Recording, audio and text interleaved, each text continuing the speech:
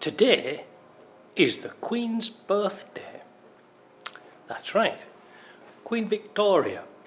So we've all got a holiday in Canada, which gives me an opportunity to get on with the test bench. So I've been messing about with it all day, and I think I've got a problem with this transfer case. I'm not really sure. But anyway, just let me show you what I did. I went around the scrapyard. I got a load of shelving, just the longitudinal parts. I didn't get the uprights because they were too wide. And I just sort of tack welded them together, and my friend gave me these inflatable wheels, which has made a nice bench. That was $96 for all the steel, and it is heavy stuff too. And then I just had to buy some 6x2 planks for the top. And as you can see here today, I made my support for the motor. I already made this bit, and I've got the motor strapped down here, and I've got the Disco 1 prop shaft on, and JP made me the adapters here and here, so that's good. So what's new? Well, nothing really. Oh, you can see here I've got the electric motor on a slider here, so that I can pull this lot back, you know, to withdraw the spline shaft. It seems to be working all right. I've had problems with vibrations. Now I'm not sure if it's the shaft itself, because this weight here is looking a little bit dodgy, and also I had to do something kind of fiendish because I didn't realise this, but this must be the only shaft that isn't seized up on the spline. So I had to put a couple of little tack welds 180 degrees to each other on the shaft, because when I was pulling it back it was coming out the spline. They never usually move, do they?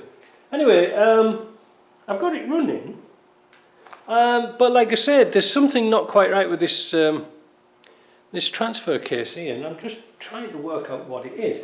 I've got it full of oil, and I've had it running most of the time, and Jim popped round and we were sort of scratching our heads trying to think what was wrong with it. I've got the shaft here at approximately 3 degrees. I haven't got it completely parallel. That allows the U-joints to work better. But these transfer cases are always clunky, you know. Not unless you buy an ATB, but they are always clunky. Listen.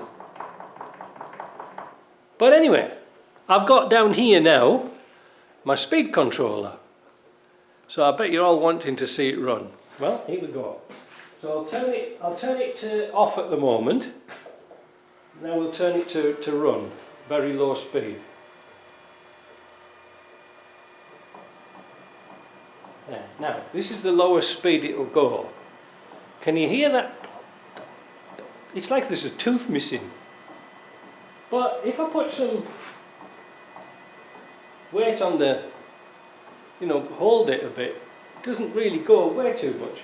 Now I have got it in diff lock, but you can hear, wait a minute,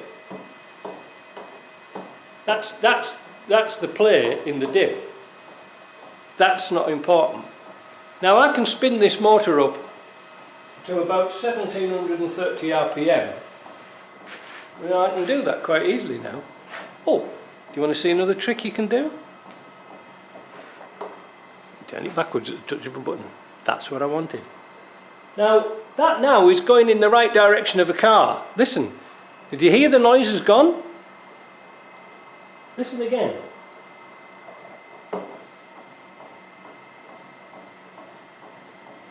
Can you hear it?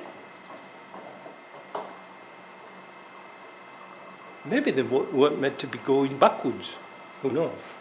Let's take some revs up.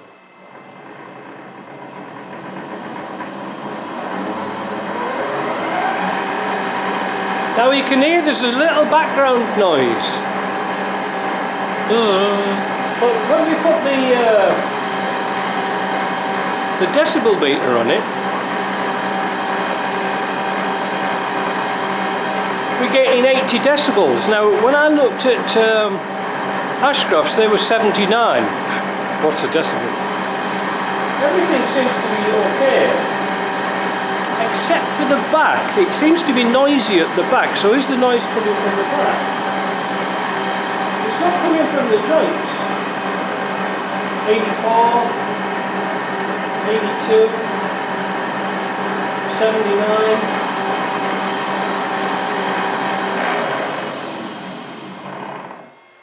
If I check the ambient noise, around 56. Well, it's a good little tester. But listen, it's here. Can you hear it? Now if I put some load on it, it disappears. Isn't that funny? Now I did try it with the brake drum on, but I had to put the brake drum on backwards because, well, I had to do it because it was catching on my frame. But this is a 1.4 ratio. Does it have a bad tooth on it? But let's spin it up and you guys at home will be able to do some mathematics, because this is rated at 730 RPM. Let's spin it up and we'll put this rev counter on the shaft at the back. So here we go.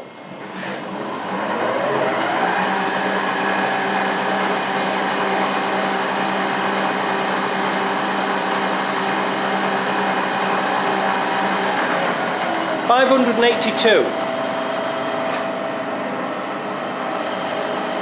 Now, another experiment that I've been doing is, has it got vibrations? And I don't think so, because I can put that water on top of there, not a ripple. Now, if it was something really shaking, that would have fallen off by now. I put antifreeze in it so I could see.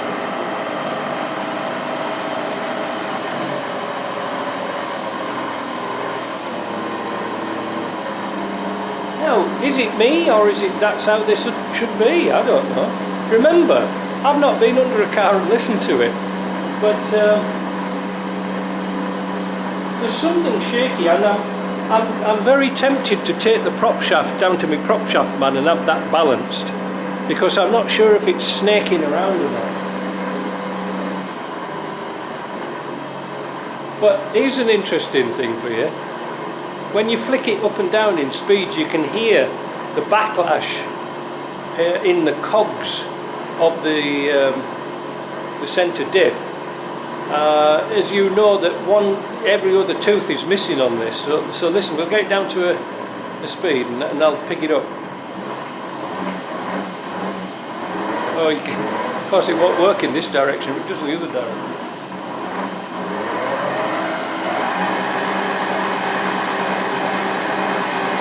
There's something noisy about the back here.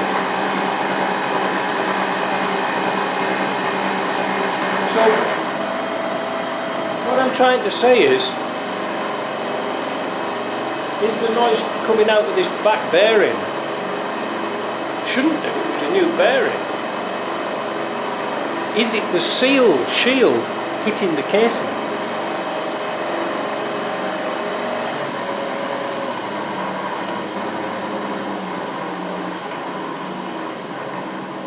Now Jim was down, I borrowed a ratchet strap out, I pinched it out of his car. But there should be no reason to put a ratchet strap on this because it doesn't move at all. I put a hose clip round the motor just to eliminate any vibration from there, but that's pretty good. But it's getting there, it's work in progress, it's better than the one I had last time. I love this speed control, it's brilliant.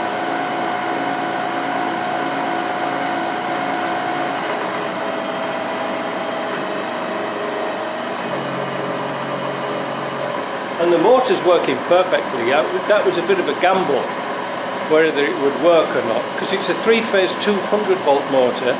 This box I've got my hand on here is a 3-phase inverter going from 220 volts, which has actually got two 110 currents going into it to make it 220, and it seems to be working fine.